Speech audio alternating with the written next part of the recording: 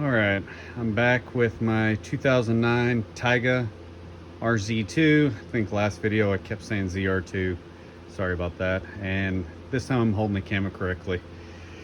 Just another quick, I'm gonna try to make this a little bit faster than the last video, just because I already broke it down to make this a little bit simpler for anybody that's wanting to know what's the internals look like.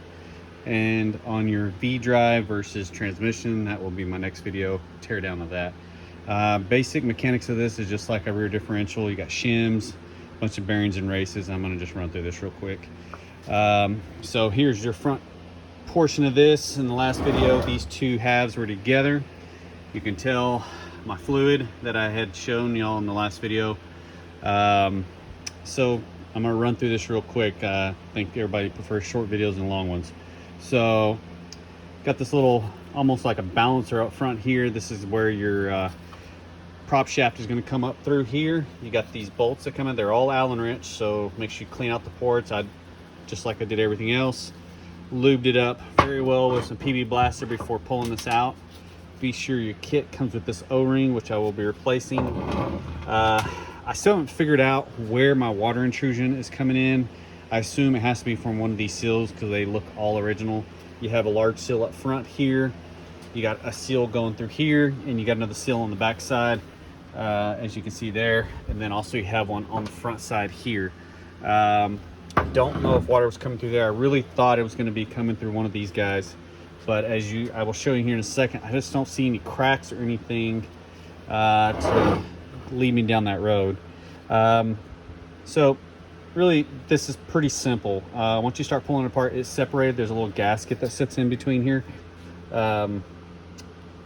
Try to a little more light here. 1 second. So here is the front half of this. There's a race right here, which conjoins with this. I'm going to see if I can find a bearing kit. If not, this thing's going to have to be just cleaned up thoroughly. So this is looking through like as if your prop shaft goes through here, and this comes right out here like that. This is the way this guy looks. You got a large bearing up front. You got another small one back here. There's your race here. Be very aware that there are some shims, just like a differential on the front side of that, that sit right inside here. You do not want to lose those guys. I'm sure that has a lot to do with backlash and everything else. Got a magnet in here, so I'm just going to real quick give you an inside look. You can see all my grime in there, and what I was looking for is to see if there's any cracks in here, because this water passage is where I really wanted to show everybody, because once again, there's no videos online that show this, but that water passage comes in here, rolls through the front casing half there, and out the other side to right there. And I tried getting that off. It is brass. That is not worth trying to get off, because I'm sure if I broke that, it would be hell trying to find that. Okay, and back to the back shaft of this. This part is what mates to the transmission itself, right there. You can see these bolt holes here and right there, which I would, like I said, would be disassembling that. Here's the back side of this, which this shaft is all gonna have to be cleaned up. And I just don't know if the water came in. So this is what this looks like here. This guy, this race and bearing sit in just like that when you put these two guys together.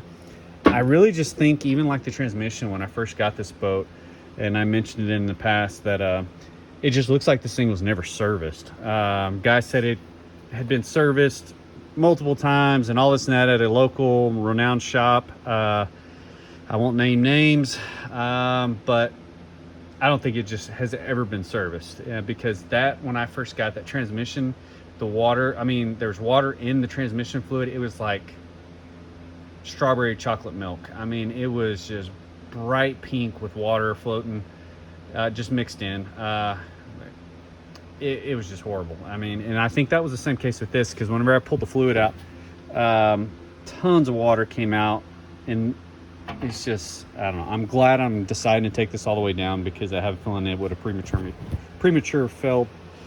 And just, it's going to make everything easier as far as removing all these seals too, because I can just knock these out from this side and also from the other side there, just with the large punch. There is a bearing that sits in there, sits right here on this shaft. Be aware of that. This one has some crunchy feeling to it. So I have a feeling I'm gonna have to try to replace that if possible.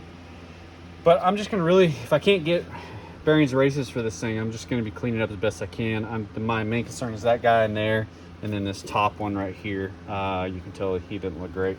But as far as my gears go, they looked really good. There's no large pitting, but, and here's this one, so you can see what that looks like, and I'll be cleaning all that up before I put it back together, obviously. If you're not aware or have never done bearings and races, a press is going to be your best friend. There's a couple of tools that you can use. I'll be using a press to pull everything apart if I can get bearings for this thing, but I'll wrap that up. 6-minute video, not too long. There's the drain plug on the front right there, which was just full of all kinds of gunk, as you can tell, and very simple, nothing to it. I'll show the other side there. Like I said, these are just videos to try to show somebody something that I could never find online, so I'm just trying to make somebody else's life a little bit simpler than doing it the way I do, which is just figure it out on the way. Okay, well, I'll wrap that one up, and I'll give it another video coming on this guy here shortly.